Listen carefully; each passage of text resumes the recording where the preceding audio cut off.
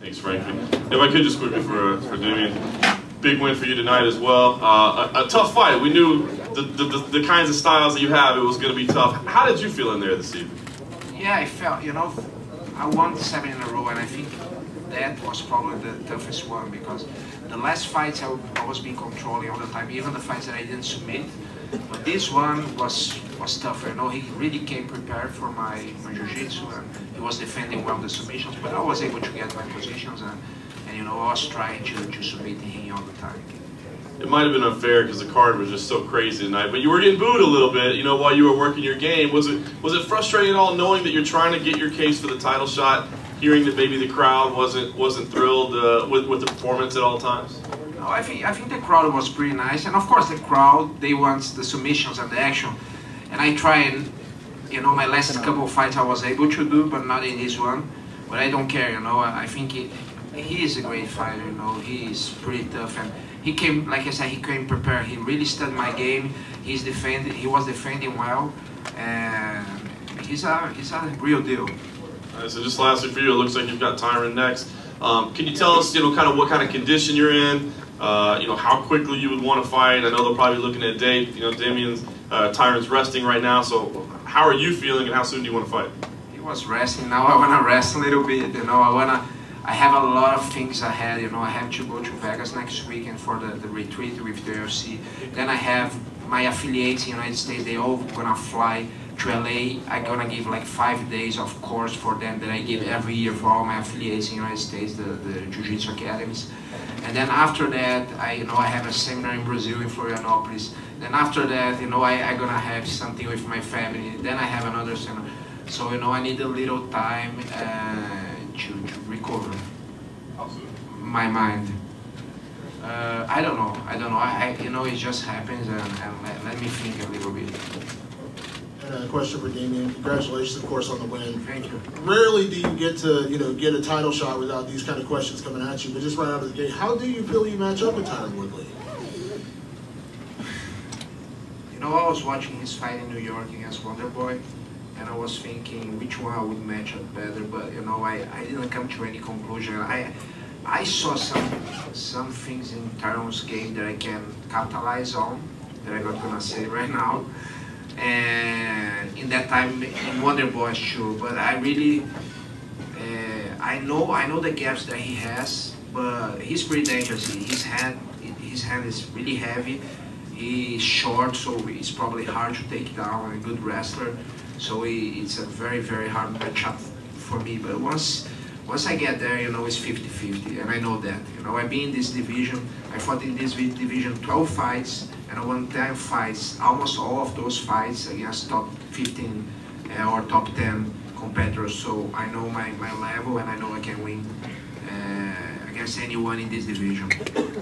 After everything you went through to get here, to get your title shot, is there any party that wants to, get it booked and signed immediately? Because, George St. Pierre now doesn't have a fight. There's that rumor. Nick Diaz was a rumor for a while. Is there any party that just says, let's sign the deal immediately so there's no question I'm going to get my title shot? No, that's something that I have no control of. So what I learned lately in my life is that, don't get so stressed with things that I don't have control. So, once I won, I guess, I remember Gunnar Nelson, they invited me to go to watch Lawler and Condit in that time, and I was supposed to be the next, and they were recording me, I was in the front row, but then things changed, and okay, then I came and won against Matt Brown, and they said, okay, now we're gonna fight, and then, no, let's fight Condit. Then I won against Condit, the former, interim champion, in a very good way. And I said, okay, now we're gonna fight. And no, and finally I got this one, but I don't know, I just relax and I not put this pressure in myself anymore. And I have achieved so many good things in my life and in my career that I know I'm gonna fight for the title right now, but I'm not like crazy about that. I wanna fight for the title. I'm gonna get the title. But I'm not like, I'm gonna sign this right now. I just wait, talk to Dan and talk to the UFC, and do the things the way we need to do. What's your reaction to two of the judges in the first round giving it to Masvidal? And even though you were on his back the whole round. Yeah, for me it was weird, you know, and I thought I won the 3 rounds, and I think most of people thought that. I don't know. I was, like you said, you know, controlling on the time the fight. I was almost all the round in his back, and attacking from there. The last like 30 seconds, you know, he was able to turn me down and you know, give some shots, but I didn't really feel any of those shots. I was defending myself, so I don't know how they could give this round for him, but you know, it's always weird. Question for Demian. Congratulations. Thank you, Ariel. Can't help but notice that you're wearing all black, and on Wednesday, Masvidal wore all black, saying that he was coming for your funeral. Is this your response to his attire?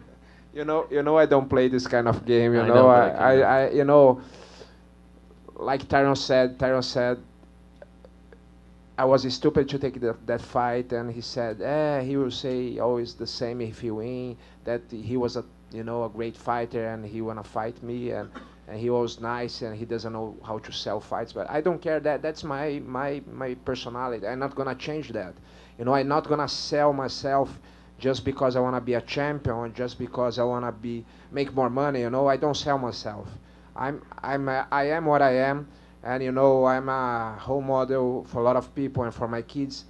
And I don't wanna just change because I'm gonna make more money this way, or gonna do something, you know, like more people are gonna like me. I know I have a lot of fans, and you know, it's a big mistake to try to please everybody. Like I said once in your show, I have my fans, and I'm looking for them, and I fight for them, and that's it. You know, like I said, I'm not gonna change because people are saying. A lot of people came to me, you need to trash talk and this kind of thing. That's not me. You know, I'm not gonna feel well. I have my principles, and you know, I rather die than you know, change my principles.